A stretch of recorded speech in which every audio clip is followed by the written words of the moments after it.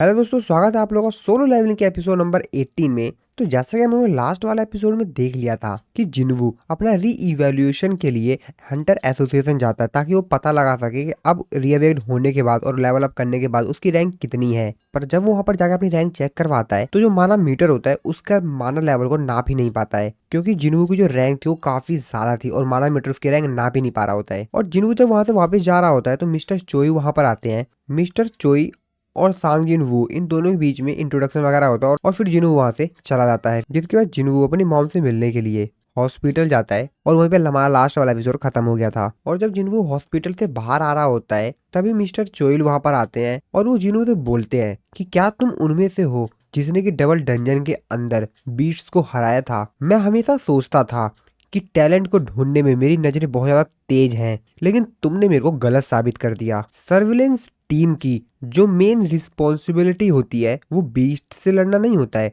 असल में उनका जो मेन काम होता है वो होता है हंटर्स को मैनेज करना। दूसरे शब्दों में कहा जाए तो हमारा काम होता है उन हंटर्स के ऊपर नजरें गड़ाए रखना और उन पे ध्यान रखना जो कि लॉस को ब्रेक करते हैं, और लॉस ब्रेक करेंगे तो उनको पनिश करना, ये हमारा काम होता है। जिनवू उससे कहता है कि मेरे को सर्विलेंस टीम से कोई भी काम नहीं है और मेरे को उनसे कुछ भी नहीं चाहिए, जिस पे मिस्टर चूलिस से कहते हैं कि हमारा एग्जिस्टेंस ही इसलिए है ताकि हम लोग हंटर्स को चेक करते रहें। लेकिन हाँ, हम लोग एस रैंक हंटर्स के खिलाफ यूजलेस हैं क्योंकि हम लोग उनके खिलाफ एक्शन नहीं ले पाते। कोई है जो तुमसे मिलना चाहेगा मिस्टर जिनवू? तो आइए आप मेरे साथ चलिए। तो जिनवू उसके साथ चला जाता है। मिस्टर च्यूल उसको बताते हैं कि हंटर एसोसिएशन के जो चेयरमैन है वो आपसे मिलना चाहते हैं, मिस्टर गो। जिनवू चेयरमैन को काफी ज्यादा हैरानी से देखता है। वो कहता है ओह, तो ये चेयरमैन है। चेयरमैन जिनवू को स्वागत करते हैं और उनसे कहते हैं कि मेरा नाम मिस्टर गो है, आपसे मिलकर खुशी हुई मिस्टर सांग जिनवू। आइए मेरे साथ बैठिए, मेरे को आपसे कुछ बातें करनी है। जिनवू भी उनकी बात मानकर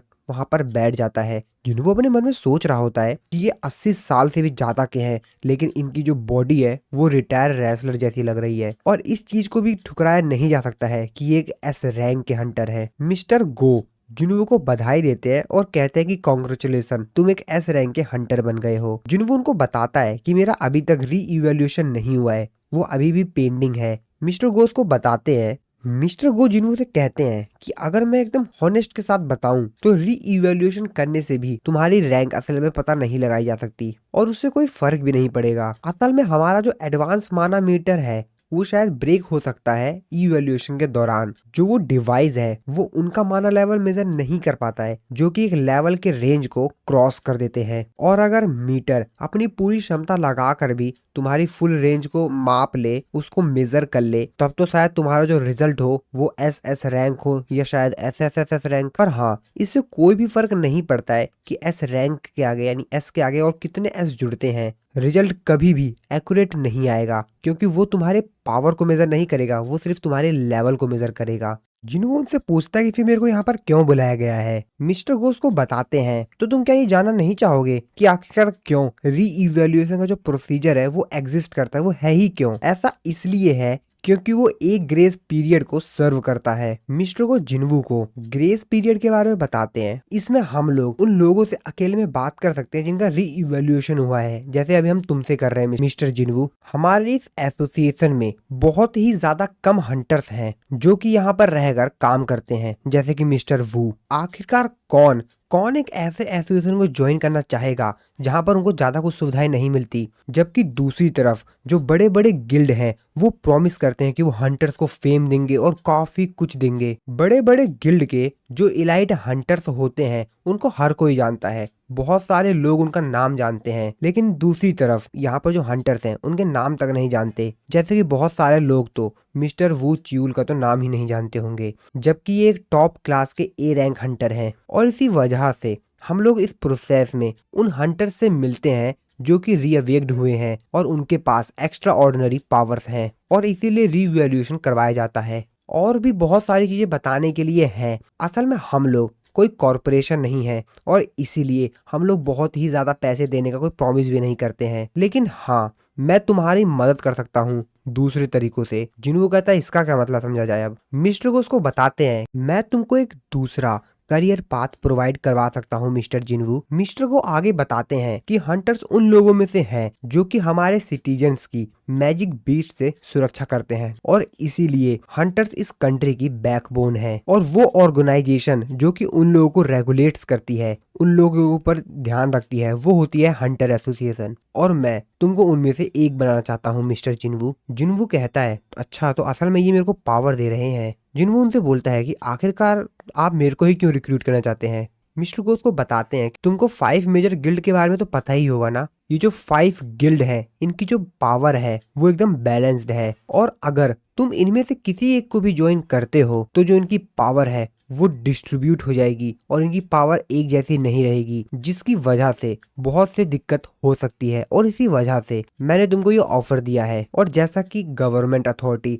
हंटर्स को अकेले कंट्रोल नहीं कर सकती और वो हंटर्स को फोर्स भी नहीं कर सकती है कि वो उनके लॉ भी माने और इसी जगह पे हमारे जो एसोसिएशन है वो आती है। इस दुनिया में सिर्फ मैजिक बीस्ट्स ही नहीं है जो कि असल में मॉन्स्टर्स हैं, हंटर्स भी मॉन्स्टर्स के बराबर ही हैं। तो तुम्हारा डिसीजन क्या है मिस्टर जिनवू। जिनवू थोड़ा सा सोचता है। जिनवू अपने आप से कहता है कि ये कोई बेकार ऑफर नहीं है। मैं जानता हूँ काफी सारे ऑर्डिनरी लोग मिस्टर गो के सपोर्ट से आगे काफी ज्यादा तेजी से सक्सेस हो सकते हैं। ये सिर्फ हंटर एसोसिएशन को इन्फ्लुएंस नहीं करते हैं बल्कि ये national assembly, government and press को भी। ये काफी बेहतरीन इंसान है और मैंने इनकी स्किल तो अभी तक मेंशन भी नहीं की है। अगर मैं इनके साथ रहूंगा तो ये मेरे लिए काफी अच्छी अपॉर्चुनिटी है, लेकिन हाँ फिर भी मैं लेवल अप तो नहीं कर पाऊंगा ना। और मैं जो चाहता हूँ कि मैं और भी ज्यादा स्ट्रॉन्गर बनूं वो मेरे लिए अपॉर्चुनिटी रुक जाएगी। मैं जानता हूँ कि इस प्रकार की जो अपॉर्चुनिटी है ये जो मेरे को दे रहे हैं वो उतनी आसान भी नहीं है कि हर किसी को मिल जाए। और जैसा कि हंटर एसोसिएशन जो है वो 5 जो मेजर गिल्ड है उससे अलग काम करता है, यानी कि वो एक अपोजिंग फोर्स की तरह काम करता है और इस कंट्री को एसोसिएशन तो चाहिए ही चाहिए। और जैसा कि मिस्टर गोप काफी ज्यादा ओल्ड हो चुके हैं तो इनके पास ज्यादा समय नहीं भी बचा है, तो इनको अपना एक सक्सेसर चाहिए होगा। लेकिन जिनवू उनको मना कर देता है। मिस्टर गो अपने मन में सोचते हुए कहते हैं आखिरकार अंत में सब कुछ पैसे के लिए हो रहा है। जिनवू उनसे कहता है कि मैं फाइट करना चाहता हूँ, मैं फाइट करना चाहता हूँ मैजिक बीस्ट्स के खिलाफ। जिनवू अपने मन में सोचते हुए कहता है कि जो एसोसिएशंस होते हैं वो भी बहुत ज्यादा डंजन्स में रेड करते हैं, लेकिन वो यूजली डी रैंक और ई रैंक में ही करते हैं और जो बाकी गिल्ड्स होते हैं वो उनसे कोई इसमें दिक्कत भी नहीं है उन लोगों को। और अगर मैं एसोसिएशन को ज्वाइन कर लेता हूँ तो मैं लेवल अप तो कर ही नहीं पाऊंगा और अगर मैं इसी तरीके से जिस तरीके से अभी आगे बढ़ रहा हूँ तो मैं काफी बेहतरीन और काफी ज्यादा ताकतवर हंटर बन पाऊंगा। जिनवू उनको कहता है कि मैं डंजन से ही बिलोंग करता हूँ तो डंजन मेरे को ज्यादा सूट करता है। मिस्टर गो भी जिनवू की आंखें देखकर थोड़ा सा डर जाते हैं। वो कहते हैं कि ये आंखें ये बिल्कुल सीरियस है, मेरे को तो मालूम भी नहीं कि लास्ट टाइम मेरा दिल इस तरीके से कब धड़का था। तो उनका दिल जो होता है काफी तेजी से धड़क रहा होता है और अगर मैं 10 ईयर यंगर होता तो इन जैसे यंग हंटर से तो मैं अकेला ही लड़ लेता। जिनवू मिस्टर गो से बोलता है कि मेरी छोटी सिस्टर घर पर अकेली है तो मेरे को लगता है कि अब मेरे को जाना चाहिए। मिस्टर गो भी उसके ऊपर ज्यादा प्रेशर नहीं डालते हैं, उसे कहते हैं कि थैंक यू तुम्हारे टाइम के लिए, तुम जा सकते हो। जिनवू वहां से जाते जाते मिस्टर वू से कहता है कि डबल डंजन के अंदर मैं नहीं था जिसने कि उन बीस्ट को हराया था। जिनवू अपने मन में सोचते हुए कहता है कि मेरे को भी नहीं पता कि आखिरकार वो कौन था। जिनवू के वहां से चले जाने के बाद मिस्टर गो और मिस्टर च्यूल आपस में कुछ बातें करते हैं। मिस्टर गो बोलते हैं कि जैसा कि तुम जानते हो जब हीलर्स एग्जिस्टेंस में आए और जब हीलिंग मैजिक को पहली बार डिस्कवर किया गया तो मेरे को लगा कि मैं दोबारा से जवान हो सकता हूँ और फाइनली मैं इस अपनी बेकार बॉडी से छुटकारा पा सकता हूँ। लेकिन वो एक गलत आशा थी। यहाँ तक कि जो मोस्ट पावरफुल हीलिंग स्पेल है वो भी मेरे एज को रिवर्स नहीं कर पाया। बड़े बड़े जो गिल्ड है वो लगातार अभी भी न्यू हंटर्स को रिक्रूट कर रहे हैं, यहाँ तक कि हमने उनको मना किया था फिर भी वो कंट्री की जो मिलिट्री फोर्स है उतने ताकतवर तो हो ही गए हैं। और दूसरी तरफ हम एसोसिएशन जो कि अपनी पावर दिन प्रतिदिन गवाते जा रहा है। मिस्टर च्यूल कहते हैं कि लेकिन सर आप तो अभी भी इस एसोसिएशन के लीडर हैं सर। मिस्टर को कहते हैं हाँ तुम्हारी बात सही है, मैं हमेशा से सोचता था जब तक मैं पावर में रहूंगा तो मैं हर किसी को ये दिखाऊंगा कि हम लोग बहुत ज्यादा ताकतवर हैं, लेकिन मेरे को लगता है कि मैं गलत था। जिसके बाद वो मिस्टर च्यूल से कहते हैं कि आज का मेरा जितना भी शेड्यूल है वो सब कुछ क्लियर कर दो। मिस्टर च्यूल उनको बताते हैं लेकिन सर आज की जो आपकी मीटिंग है वो मिनिस्टर के साथ है। मिस्टर को कहते हैं कि मेरा बिल्कुल भी मूड नहीं है कि मैं अपनी एनर्जी उन जैसे के ऊपर वेस्ट करूं। क्या तुम मेरे साथ कुछ बाहर कुछ खाने पीने के लिए चलोगे? मिस्टर च्यूल कहते हैं हाँ ठीक है सर। मिस्टर को अपने मन में कहते हैं कि सांग जिनवू, उसने मेरी हार्ट की रेस को और भी ज्यादा एक्साइटमेंट कर दिया है। मैं देखना चाहूंगा कि उसके पास कितनी पावर है। दूसरी तरफ हम लोग वान डोंग सू को देखते हैं, जो कि बेचारा हॉस्पिटल में पड़ा हुआ होता है और वो अपने उन्हीं चीजों को याद कर रहा होता है जब वांग डोंग सू और जिनवू के फादर की आपस में लड़ाई हुई थी और जिनवू के फादर वांग डोंग सू को बहुत ज्यादा बुरी तरीके से मार रहे थे और अब वांग डोंग सू बेचारा हॉस्पिटल में पड़ा हुआ है। लेकिन शुरुआत तो वांग डोंग सू ने ही की थी। वांग डोंग सू कहता है अच्छा तो सच में ये ड्रीम नहीं है, ये सच है। तभी वहां पर डिप्टी मैनेजर आते हैं। वांग डोंग उनसे बोलता है कि आखिरकार आपको मुझ जैसे लूजर से क्या काम, अगर आपको कुछ कहना है तो आप कहिए और यहाँ से चले जाइए। डिप्टी मैनेजर उससे कहता है मैं तुमसे कुछ पूछना चाह रहा था, क्या तुमको लगता है सांग इन वान, सांग जिनवू के फादर की बात कर रहा होता है, क्या वो एक बीस्ट है सही में? वांग डोंग सू कहता है आपको क्या लगता है कि मैं एक इंसान के ऊपर अटैक करूंगा? जिसके बाद डिप्टी मैनेजर उसको एक फुटेज दिखाते हैं। ये वहां के जो नियर बाय सिक्योरिटी कैमरा था वहां से रिकॉर्ड किया गया था उस दिन। इन फोटो को ध्यान से देखो। मैंने आज तक ऐसा ना ही कभी देखा है और ना ही कुछ सुना है कि एक मैजिक बीस्ट इंसानों को बचाने की कोशिश कर रहा है। तो क्या तुमको अभी भी लगता है कि वो इंसान एक मैजिक बीस्ट है? वांग डोंग सू कहता है सर अगर इसका अपोजिट माना जाए तो क्या आपने कभी सुना है कि एक इंसान गेट से बाहर आया हो? डिप्टी मैनेजर का कोई रिप्लाई नहीं देते हैं। वांग डोंग सू कहता है हाँ सर वो एक बीस्ट है। डिप्टी मैनेजर कहते हैं चलो ठीक है, जल्द से जल्द रिकवर हो जाओ, मैं कुछ फॉर्म्स भरने के लिए जा रहा हूँ। जाते जाते वांग डोंग सू से पूछता है कि आखिरकार सांग इन वान का हुआ क्या? डिप्टी मैनेजर उसको बताते हैं कि फाइट के बाद वो डिसअपेयर्ड हो गया। वैसे ब्यूरो उसको ढूंढने की कोशिश कर रहा है, लेकिन मेरे को नहीं लगता कि हम लोग उसको पकड़ भी पाएंगे, एक ऐसे बीस्ट को जो कि तुम्हें हराने में कामयाब हुआ। और वांग डोंग फिर से उस पल को याद करने लग जाता है जब जिनवू के जो फादर थे वो उससे कहते हैं कि आज के बाद कोरिया में अपना कदम मत रखना, दिख भी मत जाना कोरिया में। मैं ऐसा इसलिए नहीं कह रहा हूँ कि मेरा बेटा है वहां पर, मैं ये तुम्हारी भलाई के लिए कह रहा हूँ और अगर तुमने ऐसा कभी किया तो तुम मरने के बाद भी खुश नहीं रह पाओगे। वांग डोंग सू इस बात को याद कर रहा होता है कि आखिरकार उसने मेरे को किस तरीके से ये वर्ड कहा था, वो मेरे को इस तरीके से धमकी कैसे दे सकता है, मेरे को मालूम है वो कहाँ पर है, उसे तो मैं छोड़ूंगा नहीं। एक बार बस मेरी रिकवरी हो जाए फिर मैं उसको बताऊंगा कि मैं कौन हूँ। मेरे को गिल्ड से कांटेक्ट करना चाहिए और अगर एक बार मेरे को कुछ आर्टिफैक्ट्स मिल जाए तो मेरे को उसको पकड़ने में कोई भी दिक्कत नहीं होगी। बस मैं एक बार अपनी इंजरीज से रिकवर हो जाऊं फिर मैं बताऊंगा उसको मैं क्या चीज हूँ। इसके बाद अगले सीन में हम लोग जिनवू को देखते हैं जो कि हंटर्स के ऑक्शन मार्केट को एनालाइज कर रहा होता है क्योंकि उसको कुछ सामान लेना था। जिनवू बताता है कि असल में जो ऑक्शन मार्केट होती है ये एक ऑनलाइन और ऑफलाइन मार्केट है जहां पर हमको वो सामान मिलते हैं जो कि रेड के दौरान मिले थे। यहाँ पर आप उनको बेच भी सकते हैं और चाहे तो उनको खरीद भी सकते हैं। ऐसा कोरिया में हजारों हंटर्स हैं जो कि इस ऑक्शन मार्केट में ट्रेड करते हैं और अपने इक्विपमेंट को बेचते हैं। गुड इक्विपमेंट जो होते हैं वो लिटरली हंटर्स की लाइफ बचा लेते हैं। तो इसका मतलब साफ साफ ये है कि जो हंटर इन इक्विपमेंट का अच्छी तरीके से इस्तेमाल करेगा वो अपने आप को काफी अच्छी तरीके से बचा पाएगा रेड्स के दौरान। जैसा कि डी और ई रैंक के जो हंटर्स होते हैं वो नॉर्मली इन चीजों को अफोर्ड नहीं कर पाते हैं क्योंकि वो उतने पैसे बना ही नहीं पाते हैं जितना कि हाई रैंक के हंटर्स बना पाते हैं डंजन में रेड, और इसीलिए वो लोग नॉर्मल जो इक्विपमेंट्स होते हैं उन्हीं को बाय करते हैं और उन्हीं का इस्तेमाल करते हैं अपने रेड में। जितने भी इक्विपमेंट्स होते हैं जो कि हंटर इस्तेमाल करते हैं उनके अंदर मैजिक होता है। तो अगर एक डी रैंक के हंटर्स के पास भी तलवार है तो वो भी काफी ज्यादा महंगी है क्योंकि वो हंटर जो कि सी या उससे हाई रैंक के होते हैं उनकी जो इनकम होती है वो बहुत ही ज्यादा हाई होती है और इसीलिए वो लोग अपने लिए ये इक्विपमेंट बाय करते हैं ताकि वो लोग इसकी मदद से बैटल के दौरान अपनी स्पीड अप को बढ़ा पाएं और अपने आप को प्रोटेक्ट भी कर पाएं। और ये कोई सरप्राइजिंग बात नहीं है कि इन इक्विपमेंट का इस्तेमाल करते जो है हाई रैंक के हंटर उनको ये चीजें मिलियंस में पड़ती हैं, यहाँ तक कि बिलियंस ऑफ वॉन लग जाते हैं इन इक्विपमेंट्स को बाय करने में। जिन वो यहाँ पर कुछ अपना सर्च कर रहा होता है वो देखता है अरे वो कहता है भाई ये इतना महंगा क्यों है। जिन वो बताता है तो कभी कभी तो ये इम्पॉसिबल सही हो जाता है कि एक हंटर पर्सनली जो उसने फंड अभी तक इकट्ठा किए होते हैं उसके दम पर वो किसी इक्विपमेंट को बाय कर सके। जिन्वू उस इक्विपमेंट को देखते हुए कहता है कि मेरे को नहीं लगता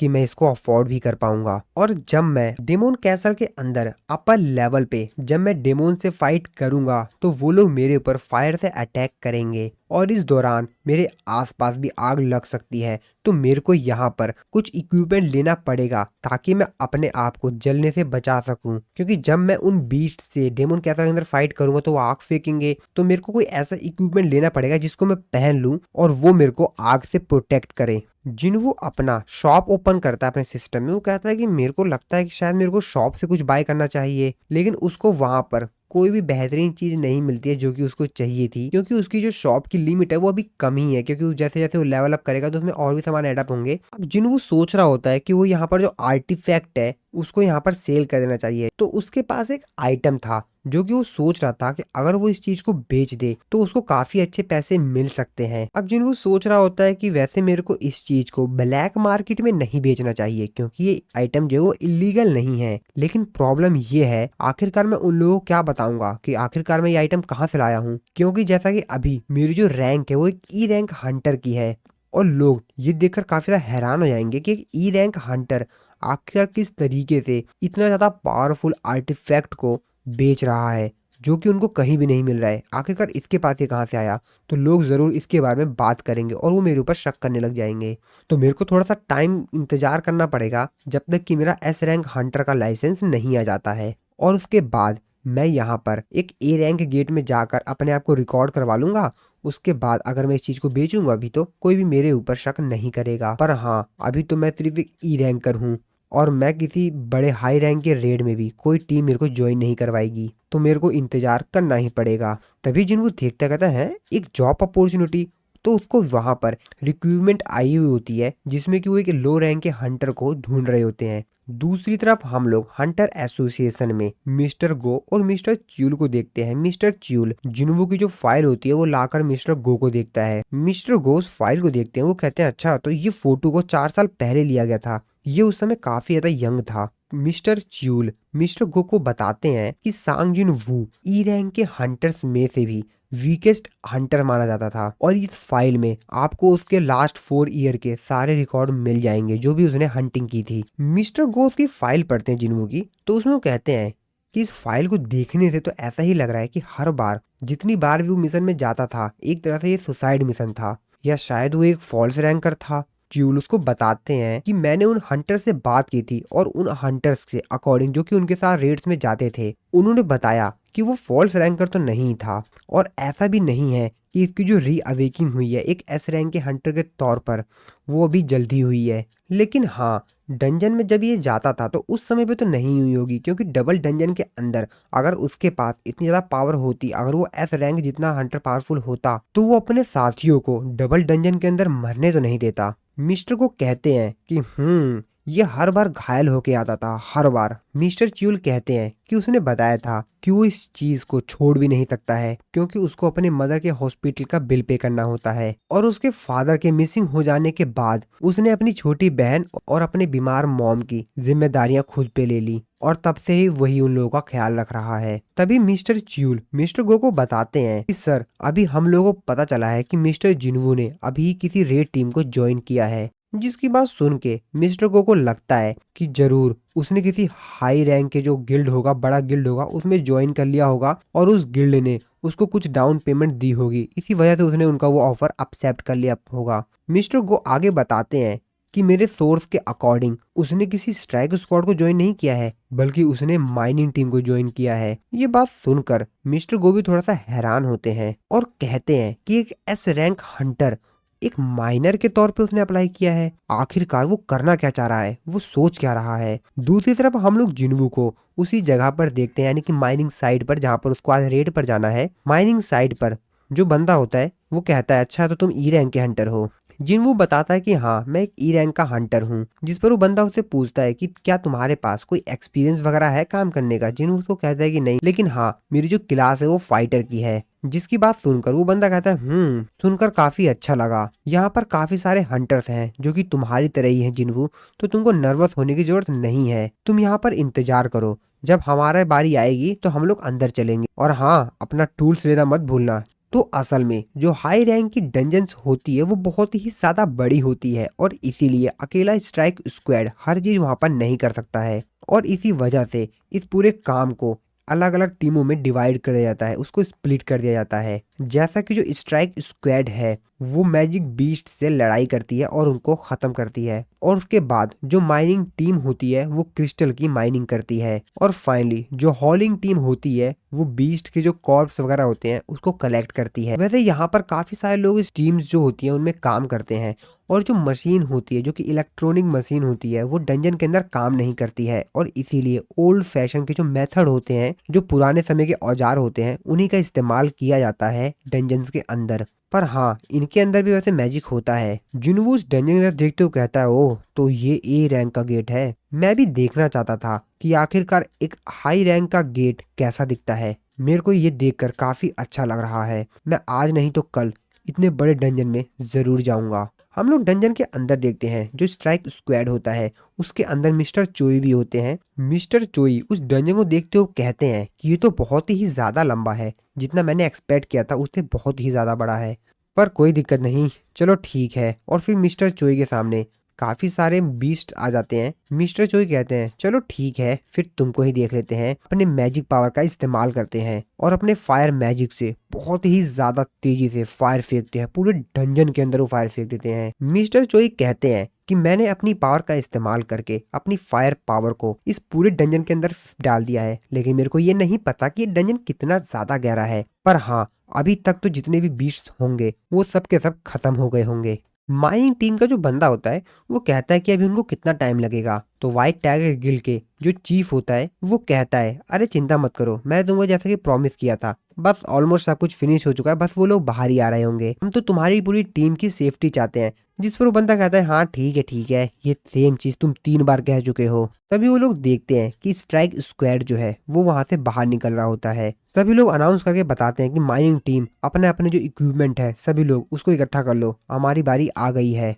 जिन्वू भी देख रहा होता है कि स्ट्राइक स्क्वाड में से कौन आता है। जिन्वू भी देख रहा होता है कि स्ट्राइक स्क्वाड में से कौन कौन आ रहा होता है, कौन कौन मेंबर है स्ट्राइक स्क्वाड का। क्योंकि ये जो स्ट्राइक स्क्वाड होता है वो कंट्री का बेस्ट स्ट्राइक स्क्वाड होता है, इसलिए जिन्वू को भी हो रहा होता है भाई कौन है ये, देखो सही कौन कौन है। उनको देखने के बाद जिन्वू बेचारा अपना मुंह छुपाने लगता है ताकि मिस्टर चोई उसको यहाँ पर ना देख ले। इसके बाद जो सेकंड इन कमान होता है उनको काम दिया जाता है और वो लोग अंदर जाने लगते हैं। जिन्वू यहाँ पर दूसरी गर्ल हंटर को देखते हुए कहता है ओह तो ये जरूर हंटर गिल्ड की वाइस मास्टर होगी। और इसी सीन के साथ हमारा ये वाला जो एपिसोड है यहाँ पर खत्म हो जाता है। तो चलिए दोस्तों, इस वीडियो पे हम लोग एम करते हैं 2 के लाइक्स का करवा देना यार।